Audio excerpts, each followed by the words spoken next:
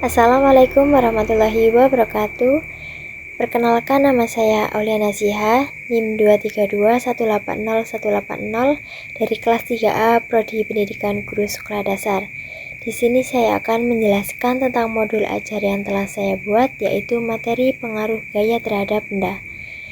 Video ini untuk memenuhi salah satu tugas UAS mata kuliah Perencanaan Pembelajaran dosen pengampu Ibu Titi Anjarini, Magister Pendidikan.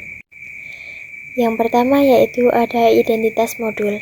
Penyusun Aulia Naziha, Instansi Universitas Muhammadiyah Purworejo, tahun penyusunan tahun 2025, jenjang sekolah dasar, mata pelajaran Ilmu Pengetahuan Alam dan Sosial atau IPAS, fase B kelas 4, bab 3 gaya di sekitar kita, topik A pengaruh gaya terhadap benda, alokasi waktu 1 pertemuan 2 kali 30 menit. Selanjutnya yaitu kompetensi awal. Yang pertama, mengidentifikasi ragam gaya yang terlibat dalam aktivitas sehari-hari. Yang kedua, memanfaatkan gaya tersebut untuk membantu manusia mengatasi tantangan dalam kehidupan sehari-hari. Selanjutnya yaitu ada profil pelajar Pancasila. Yang pertama, beriman bertakwa kepada Tuhan Yang Maha Esa dan berakhlak mulia. 2. Berkebinekaan tunggal. 3. Bergotong royong. 4. Mandiri. 5. Bernalar kritis. Dan yang keenam, kreatif. Lalu selanjutnya ada sarana dan prasarana. Yang pertama yaitu sumber belajar. Kementerian Pendidikan, Kebudayaan, Riset dan Teknologi Republik Indonesia tahun 2021, Ilmu Pengetahuan Alam dan Sosial untuk SD kelas 4. Penulis Amalia Fitri dan kawan-kawan, dan internet dan lembar kerja peserta didik. Yang kedua yaitu pengenalan tema, buku guru bagian ide pengajaran, dan persiapan lokasi lingkungan sekitar sekolah. Lalu yang ketiga ada topik A, pengaruh gaya terhadap benda. Perlengkapan yang dibutuhkan peserta didik yaitu yang pertama, lembar kerja peserta didik atau LKPD. 2. Perlengkapan peserta didik yaitu alat tulis, modul, buku tulis, dan meja. Dan yang ketiga, persiapan lokasi area kelas. Selanjutnya yaitu target peserta didik. Yang pertama, peserta didik reguler atau tipikal, yaitu umum, tidak ada kesulitan dalam mencerna dan memahami materi ajar. Yang kedua, peserta didik dengan pencapaian tinggi, yaitu mencerna dan memahami dengan cepat, mampu mencapai keterampilan berpikir atas tinggi atau host, dan memiliki keterampilan memimpin. Selanjutnya yaitu modal pembelajaran. Modal pembelajaran tatap muka, metode ceramah, tanya jawab, pengamatan, praktik, diskusi, dan penugasan. Selanjutnya yaitu komponen inti. Tujuan kegiatan pembelajaran yaitu 1. Capaian pembelajaran atau CP. Peserta didik memiliki kemampuan mengidentifikasi ragam gaya yang terlibat dalam aktivitas sehari-hari. Lalu elemen capaian pembelajaran yang pertama, mengamati berbagai contoh gaya yang bekerja pada benda di sekitar mereka, baik gaya dorong, tarik, atau gesekan. 2. Menganalisis, yaitu menganalisis pengaruh gaya terhadap benda, seperti perubahan kecepatan, arah gerak, atau bentuk benda. 3. Menyimpulkan hubungan antara gaya yang diterapkan dengan perubahan yang terjadi pada benda, baik itu benda yang bergerak atau berubah bentuk. 4. Mengkomunikasikan, mendiskusikan contoh gaya yang bekerja pada benda dalam kehidupan sehari-hari seperti mendorong meja, bermain bola, dan lain-lain. Lalu ada tujuan pembelajaran atau TP. Yang pertama, peserta didik memahami konsep dasar gaya dan pengaruhnya terhadap benda. 2. Peserta didik memahami konsep gaya gesek dan manfaatnya dalam kehidupan sehari-hari. Lalu selanjutnya pemahaman bermakna. Yang pertama, meningkatkan kemampuan siswa dalam mengidentifikasi ragam gaya yang terlibat dalam aktivitas sehari-hari dan memanfaatkan gaya tersebut untuk membantu manusia mengatasi tantangan dalam kehidupan sehari-hari. Yang kedua yaitu meningkatkan kemampuan siswa dalam memahami konsep dasar gaya dan pengaruhnya terhadap benda dan memahami konsep gaya gesek dan memanfaatkannya dalam kehidupan sehari-hari. Selanjutnya ada pertanyaan pemantik. Pengenalan topik bab 3 yaitu yang pertama, apa itu gaya? 2. Apa pengaruh gaya terhadap benda? Lalu pertanyaan pemantik topik A, pengaruh gaya terhadap benda. Yang pertama, apa pengaruh gaya otot terhadap benda? Yang kedua, apa pengaruh gaya gesek terhadap benda? Yang ketiga, apa yang mempengaruhi gaya gesek? Dan yang keempat, apa manfaat gaya pada kehidupan sehari-hari? Lalu yang selanjutnya yaitu ada kegiatan pembelajaran. Eksplorasi yaitu ingatkan agar siswa percaya diri dalam melakukan percobaan. Setiap siswa kreatif sehingga dapat melakukan percobaan sederhana, mengamati dan mengumpulkan data. Selanjutnya yaitu kegiatan pembelajaran. Kegiatan pembuka yaitu guru membuka pelajaran dengan mengucap salam, guru menyapa siswa. Yang tiga, guru melakukan pengecekan kehadiran peserta didik. Yang keempat, guru melakukan ice breaking dengan bernyanyi bersama tentang materi yang akan dipelajari, yaitu lagu berjudul Gaya. Yang kelima, guru memberikan pertanyaan pemantik kepada peserta didik. Dan yang keenam, guru menyampaikan materi topik A tentang pengaruh gaya terhadap benda. Lalu selanjutnya yaitu kegiatan inti.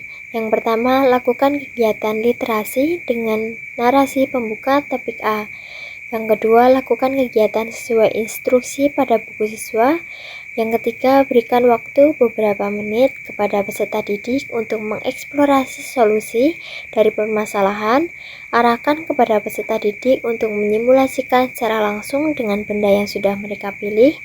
Yang keempat, pandu peserta didik untuk menulis solusi pada lembar kerja. Yang kelima, pandu kegiatan diskusi. Jenis kegiatan diskusi dapat dilihat panduan umum buku guru. Yang keenam, elaborasikan solusi yang sudah diajukan kepada peserta didik dalam konsep gaya. Pandu mereka untuk mengidentifikasi aktivitas mengangkat, menarik, dan mendorong yang dilakukan menggunakan gaya yang berasal dari otot. Yang ketujuh, meminta peserta didik untuk melakukan tugas lembar kerja peserta didik atau LKPD. Selanjutnya yaitu ada kegiatan penutup. Yang pertama, guru memberikan refleksi. Kedua, siswa dapat menyimpulkan isi materi pada pembelajaran hari ini. Yang ketiga, guru memberikan asesmen formatif berupa tes tertulis pada peserta didik. Yang keempat, guru melakukan ice breaking sebagai penutup pembelajaran.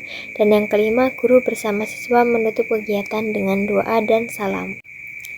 Selanjutnya ada asesmen atau penilaian. Di sini ada rubrik penilaian yang berisi aspek yang dinilai ada 3, yaitu yang pertama, aspek pengetahuan atau kognitif. Indikator yang pertama, siswa dapat menjelaskan pengertian gaya, skor 1 sampai dengan 4, keterangan 1 belum paham, 2 pemahaman kurang, 3 cukup paham dan paham. Indikator 2, siswa dapat menyebutkan berbagai jenis gaya. Yang ketiga, siswa dapat menjelaskan pengaruh gaya terhadap benda. Lalu indikator aspek yang dinilai yang kedua yaitu keterampilan atau skill. 1. Siswa dapat mengamati gaya bekerja pada benda di sekitar mereka. 2. Siswa dapat mendemonstrasikan gaya yang bekerja pada benda, misalnya mendorong atau menarik. Dan yang ketiga yaitu aplikasi atau application. Yang pertama, siswa dapat memberikan contoh gaya yang diterapkan dalam kehidupan sehari-hari. Dan yang kedua, siswa dapat menyimpulkan pengaruh gaya terhadap benda berdasarkan hasil percobaan. Skor dari aspek yang dinilai sama, yaitu 1 sampai dengan 4 dengan keterangan yang pertama belum paham, kedua pahaman kurang, 3 cukup paham, dan yang keempat yaitu paham. Sehingga total skor yaitu 28. Lalu selanjutnya yaitu kegiatan pengayaan dan remedial. Pengayaan yaitu peserta didik dengan nilai rata-rata dan nilai di atas rata-rata mengikuti pembelajaran dengan pengayaan. Yang kedua yaitu ada remedial, diberikan kepada peserta didik yang membutuhkan bimbingan untuk memahami mata materi atau pembelajaran mengulang kepada siswa yang belum mencapai capaian pembelajaran atau CP. Selanjutnya yaitu ada materi. Gaya adalah interaksi pada benda dalam bentuk tarikan atau dorongan. Interaksi ini akan menggerakkan benda bebas. Akibatnya, benda diam bisa menjadi bergerak. Saat mendorong, menarik, atau mengangkat benda berarti menggunakan gaya otot. Jika kedua benda bergesekan, maka akan terjadi gaya gesek. Gaya gesek adalah gaya yang berlawanan arah dengan arah gerak benda. Semakin lebar dan luas permukaan benda yang bergesek, maka gaya gesek akan semakin besar. Artinya, benda akan semakin susah bergerak dan terasa lebih berat ketika didorong. Gaya gesek dipengaruhi oleh yang pertama, kasar atau licinnya permukaan, 2 besar atau kecilnya luas permukaan, 3 berat atau ringannya suatu benda. Benda yang lebih berat akan memperbesar gaya gesek walaupun benda atau ukurannya luas. Salah satu cara untuk memperkecil luas permukaan adalah dengan memberikan roda atau kaki-kaki kecil. Cara ini membuat gaya gesek semakin kecil sehingga benda akan terasa lebih ringan saat diberikan gaya dorong atau tarik. Selanjutnya yaitu lembar kerja peserta didik atau LKPD. Di sini berisi nama, kelas, dan tujuannya yaitu mencari tahu bagaimana untuk memindahkan suatu benda. Yaitu tugas pertama, mari melakukan percobaan yang telah disediakan gambar, yaitu tunjukkan cara-cara yang kamu lakukan untuk memindahkan benda pada percobaan ini. Kamu juga bisa menyertai gambar, sehingga para siswa dapat menyertai gambar apa saja cara yang dapat dilakukan untuk memindahkan benda. Lalu yang kedua yaitu mari menggambar. Gambarkan ide kamu untuk memodifikasi kontainer aga dan dara pada gambar di atas, yaitu saya menambahkan apa dan cara ini berhasil karena titik-titik, sehingga dapat diisi para siswa dan digambar solusi tersebut. Selanjutnya yaitu ada bahan bacaan guru dan peserta didik. Bacaan guru yaitu gaya adalah dorongan atau tarikan. Hasil interaksi antar benda dapat menghasilkan gaya yang dapat menyebabkan benda bergerak, berhenti bergerak, atau berubah bentuk. Pada kegiatan sehari-hari, manusia menggunakan gaya otot untuk melakukan aktivitas. Gaya otot adalah gaya yang dikeluarkan dari otot manusia atau hewan. Melangkahkan kaki depan membuat tubuh berpindah tempat. Saat makan, kita menggunakan gaya otot di belakang untuk mengunyah makanan agar menjadi lebih halus dan dapat kita telan. Pemanfaatan gaya otot yang dilakukan oleh hewan bisa kita temukan salah satunya pada kendaraan delman, di mana otot kuda digunakan untuk menarik kereta roda agar dapat bergerak maju. Gaya gesek muncul karena dua benda yang saling bersentuhan. Saat benda didorong atau ditarik, akan ada gesekan antara permukaan benda dan permukaan lantai. Besar atau kecilnya gaya gesek dipengaruhi yaitu yang pertama yaitu posisi lintasan, mendatar atau menurun. Dua, luas permukaan benda yang bersentuhan, bulat atau kotak. Yang ketiga, permukaan lintasan, yaitu rata, bergelombang, kasar, halus atau licin. Dan yang keempat, berat sebuah benda. Semakin besar suatu benda, gaya geseknya juga akan semakin besar. Contohnya, kelas berisi air akan memiliki gaya gesek yang lebih besar dibanding kelas kosong. Pada topik ini, peserta didik belajar untuk memecahkan masalah yang dialami oleh karakter dalam buku dan menggunakan simulasi langsung untuk mencari berbagai solusi. Dari kegiatan ini dan didukung dengan kegiatan literasi pada siswa, peserta didik akan belajar konsep dasar dari gaya. Melalui pemahaman terhadap gesekan benda, peserta didik diajak untuk membuat modifikasi dari sebuah alat yang bisa memperkecil gaya gesek. Pengalaman ini akan melatih peserta didik untuk berpikir kritis dan kreatif terhadap permasalahan yang dihadapi dalam kehidupan sehari-hari. Topik ini juga dilengkapi dengan kegiatan tantangan yang menguatkan kemampuan identifikasi peserta didik terhadap pemanfaatan gaya dalam kehidupan sehari-harinya. Lalu bahan bacaan peserta didik sudah disediakan gambar, yaitu tahukah kalian ada banyak cara untuk memindahkan suatu benda dari satu tempat ke tempat yang lain. Yuk kita bantu Aga dan Dara mencari cara memindahkan kontainer mereka. Selanjutnya yaitu ada alat dan bahan, antara lain yang pertama LKPD, yang kedua alat tulis, yang ketiga meja, yang keempat rubrik penilaian, dan yang kelima modul. Selanjutnya ada glosarium. Peserta didik akan belajar tentang apa itu gaya, ragam gaya dan sifatnya. Gaya di sekitar mereka, pengaruhnya terhadap suatu benda, serta manfaat dari ragam gaya pada kehidupan sehari-hari. Peserta didik akan melakukan eksplorasi dalam bentuk percobaan, serta membuat suatu produk yang memanfaatkan sifat gaya. Mereka akan mencari tahu hubungan dari sifat gaya serta manfaat yang bisa dipakai oleh gaya tersebut untuk membantu aktivitas manusia sehari-hari. Pada bab ini diharapkan peserta didik menunjukkan kreativitasnya dalam mencari solusi dan permasalahan yang dihadapi. Bab ini juga akan banyak melibatkan peserta didik dalam kehidupan berdiskusi, baik dalam kelompok besar maupun kelompok kecil, yang diharapkan bisa melatih sikap peserta didik untuk menyimak saat berdiskusi, akhlak mulia. Selanjutnya yaitu ada daftar pustaka dari berbagai sumber. Itu saja yang dapat saya sampaikan tentang modul ajar yang telah saya buat. Saya akhiri, wassalamualaikum warahmatullahi wabarakatuh.